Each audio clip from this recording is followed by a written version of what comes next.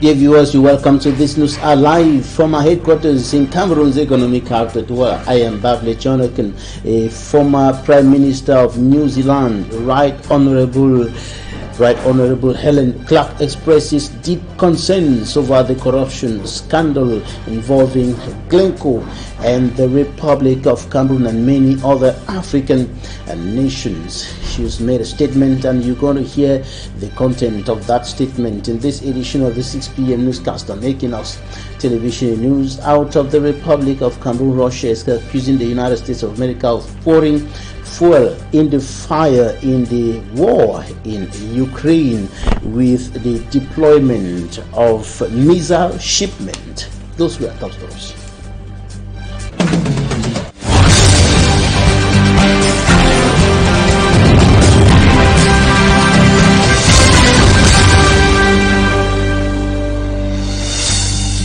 We begin this newscast in the southwest region of the Republic of Cameroon, notably in the city of Limbe, and we're going to be talking about child torture, or a child who has been tortured severely, allegedly by the parents, notably the mother. And of course, the efforts are being made to stop child labor and child maltreatment in that part of the country, notably by the police force. Manjikan Gabriel has more.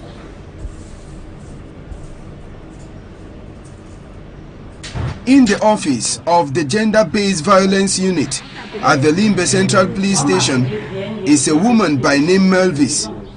She was summoned by the head of the Gender-Based Violence Unit, Superintendent of Police Mvono Anjeme, on grounds that Melvis has been maltreating little Manka, whom she brought to stay with her. The landlord of the house where Melvis is currently living recounts the ordeal of little Manka. Every day is beating. The child is going through serious torture. At times she go off. She have made the child become traumatized in the setting that the child cannot even express herself again, like how I saw her when she came. Very healthy, but now she have just changed. At times people, you may even describe her as a boy, of which she's a girl. According to the landlord, several times they have warned Melvis, but it seemed she had someone backing her, so she kept beating little Manka. Oh, the meeting, we talked to Loom that she should stop. They were limiting the way she's handling the child, stop beating the child. So she told me that if I have need, I should take the child and keep the child should come and stay with me. This child would have died in my company if I didn't drag her here. So it's God. Other parents have been served this advice. I want to advise those who are sending their children to their aunties and their uncles to be very careful. Know whom you are sending your child to, because very soon they'll be killing our children. Apart from little Manka's case, the Gender-Based Violence Unit of the Limbe Central Police Station are in search of a 13-year-old boy who has been accused of raping this 3-year-old internally displaced girl and disappeared into thin air after the act. The Gender-Based Violence Unit of the Limbe Central Police Station was put in place last May 6, 2022 and had as a mission to eradicate domestic violence in the OPEC city. Sylvain, we now take you to Fumbot in the Noon Division, West region of the Republic of Cameroon, where a 6-year-old child has been set free from captivity. The child was allegedly abducted by a member of his own family in Baleng. Details in this report by Mala Glory. The suspected kidnapper, who happens to be a member of the family, got the 6-year-old child returning from school in the Baleng neighborhood, Bafoussam of the West region. The innocent child, looking up to his uncle, he thought he was in safe hands and accepted to follow the disguised uncle to an unknown destination. He was in school to write his exams and probably finished around 1 p.m. I received a call that my son is not home. Then I rushed home to confirm. While I was searching for my child, I received another call from an unknown individual that my son is in his keeping and I will need to pay a ransom of 5 million to have my child back, else I will never see him again. We immediately rushed to the scene. The boy was later transported by his kidnappers to Fumbot, the non-division, and there they proceeded with their plans by demanding a ransom of 5 million francs CFA from the desperate parents. In despair, the teenager's mother alerted the police. We immediately rushed to the scene, thinking it was an issue of sexual abuse. But once the child was set free and investigating, we realized it was a kidnap case. The victim was discovered with the help of the security agents and now call for a close collaboration with the population in order to bring other criminals involved in related activity to justice. 3 suspected producers of fake identification documents have been arrested here in Cameroon's economic capital, Douala. They were arrested during an operation launched by the Douala International Airport Security Department. Details in this report with Fomi Armstrong Sanda. Police Commissioner Esono Edu Asen says Awuno, 47 years, Patrick, 55, and Charles, 43, were specialized in the production of fake passports, fake birth certificates, and the issuing of fake sales certificates in the city of Douala. They met via Waterloo, where they deposited 4 fake passports for visa regularization at the Douala International Airport. 4 passports bearing false tax stamp of 50,000 francs having been deposited for the formalities of regularization of visa were seized by the police station at Douala Airport. The next day, the person who filled this visa was arrested, and his exploitation led to the arrest of 2 other members of an organized criminal network with the collaboration of our elements and some of the police station of the airport. A raid in the home of one of the suspects led to the discovery of a large quantity of materials used for the production of the counterfeit document. 45 stamps, including 29 from various administrations and 16 nominative stamps from the administrative and judicial authorities, as well as a bag containing cards, printed sales certificates, and certificates of success blank but already signed. At the end of the investigation, these individuals will be placed at the disposal of the public prosecutor at the Vuri High Court. The police in Douala say they are bent on kicking out the illicit production of official documents, and the population should endeavor to always go to the right places for their need. Observers on their part have questioned the actions taken to address the factors which have continued to push Cameroonians into the illicit sector. Now, the Glencoe corruption scandal.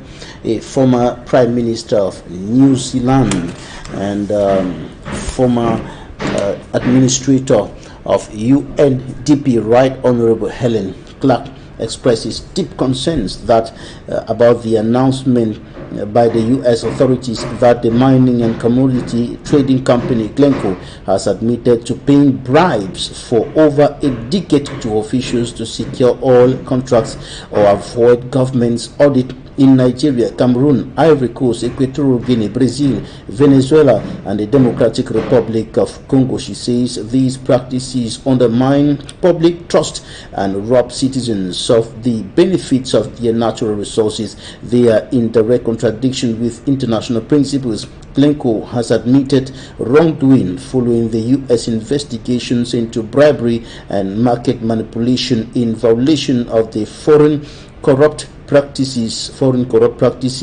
Act (FCPA). Some of the charges pertain to bribes made through third-party intermediaries to secure businesses with state-owned enterprises in several countries, and this behavior is inconsistent with both the spirit and the latter of the expectations for 80 supporting countries or companies which embody company commitment on corporate transparency and accountability. All 80 supporting companies, including Glencoe, are expected to adhere to high standards of transparency, engage in rigorous due diligence processes,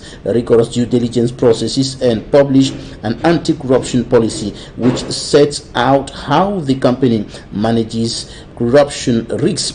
And she goes further to say that she's calling on all 80 supporting companies to adhere to these expectations and to 80 reporting guidelines, while she is also welcoming recent actions taken by Glencoe to remedy the situation. She's encouraging their active participation in the 80 Commodity Trading Working Group to ensure that we learn from this unfortunate experience and identify measures that will prevent it from happening again, including rigorous adherence to the company's own anti-corruption policy. And Right Honorable Helen Clark says commend the authorities in the United States and the United Kingdom for their thorough investigations and call on the governments of 80 member countries, in particular Cameroon, Ivory Coast, the Democratic Republic of Congo and Nigeria, to examine these cases, take swift action and put in place adequate preventive measures. And now we're going to talk about tobacco consumption, which is a major threat to health on the African continent and across the globe, with more than 8 million people dying every year of preventable death caused by tobacco or tobacco consumption. And we talked to an expert here in Cameroon's economic capital, Dwalan Glory Mala, compiled the story. Tobacco smoking is a risk factor to many respiratory infections. According to the World Health Organization, about 8 million people die globally each year. 7 million of these deaths are from direct smoking, while 1.2 million are due to non-smokers exposed to second-hand smoke. Nous avons dans notre pays une nouvelle forme de tabagisme qui s'appelle la chicha. Ce nouveau type de tabagisme montre une prévalence variable selon les couches de la population, et nous avons réalisé des travaux en milieu universitaire à Douala et à Boya, et nous avons donc des prévalences qui vont jusqu'à 25% de fumeurs réguliers de chicha. Youths of 15 years and above today are involved in the consumption of different types of tobacco. The recent trending one, shisha. 45 minutes of inhaling this is equal to 40 sticks of cigarette. Despite the ban on the commercialization of this product by the Minister of Territorial Administration, majority of youths in the littoral and southwest region still consume these. Ce sont de nombreuses affections, allant des affections respiratoires, des maladies cardiovasculaires, les différents types de cancers, et un cancer sur 3 est lié au tabac. It is in this light that the World Tobacco Day is commemorated on May 31st this year on the theme Commit to Quit. This to remind the tobacco users to live a healthy life by quitting from smoking the dangerous products.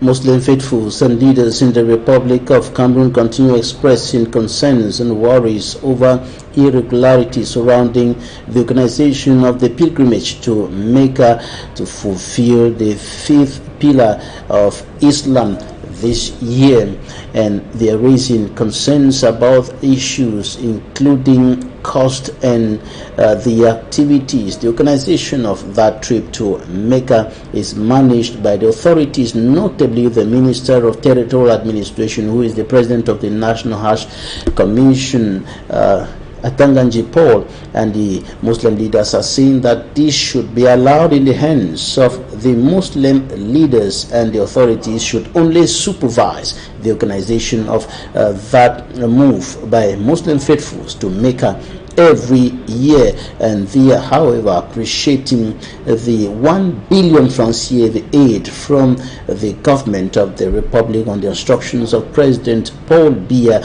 but they are saying that that support cannot take away, cannot solve the many irregularities characterizing the organization of that trip to Mecca. For me, Armstrong Standard report. The action of the Islamic Cultural Association of Cameroon, commonly known by its French acronym as ASIC, is contained in a letter addressed to the head of state by its president Alhaji Idi Mama.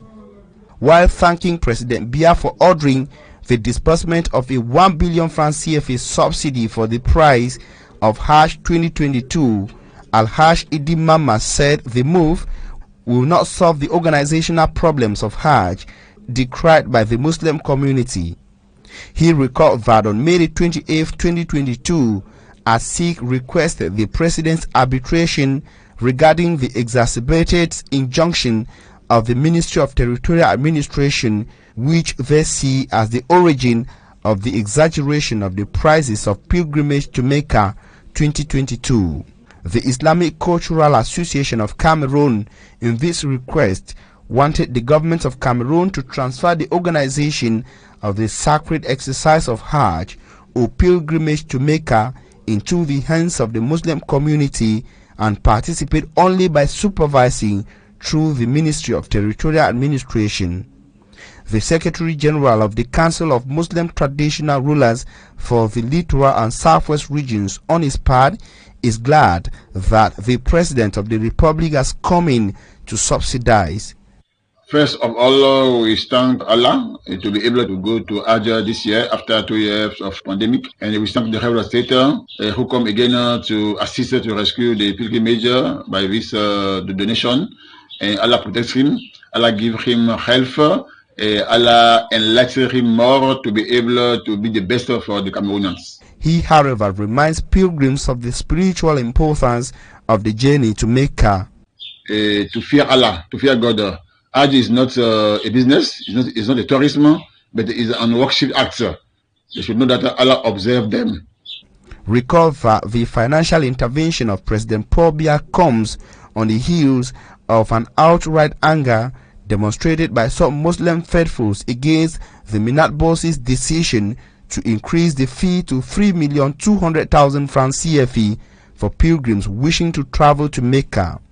The National Hajj Commission's president says pilgrims concerned will now pay the sum of 2,924,000 francs CFA to make the 2022 pilgrimage to Mecca. Accusing the United States of America of pouring fuel in the fire as far as the war in Ukraine is concerned with the deployment of missile shipment. Courtesy Euronews.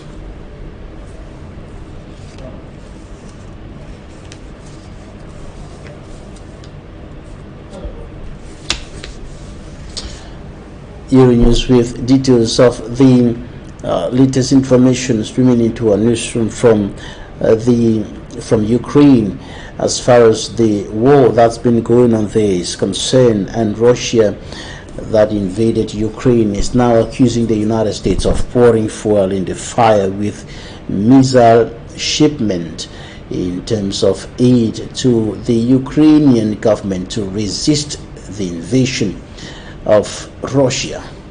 That's yours.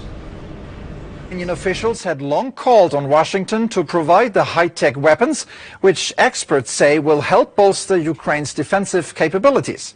But the U.S. had held back from sending weapons that could be used to target positions on Russian soil. The rocket systems form part of a wider military aid package worth over 655 million euro. Speaking with NATO Chief Jens Stoltenberg from Washington, U.S. Secretary of State Antony Blinken said the weapons will help Ukraine to fend off Russian advances and keep a strong negotiating position. Just this morning, President Biden announced a significant new security assistance package to arm Ukraine with additional capabilities and advanced weaponry, precisely what they need to defend themselves against the ongoing Russian aggression. That includes more advanced rocket systems so that they can strike key targets on the battlefield in Ukraine from longer distances. This is a continuation of a strategy that began even before Russia's invasion. We moved quickly to send Ukraine significant amounts of weapons and ammunition so that they can repel Russia's aggression and in turn can be in the strongest possible position at any negotiating table that may emerge. This edition of the 6 p.m. newscast on Equinoxe Television. Thank you for your time. Do stay with us if you can.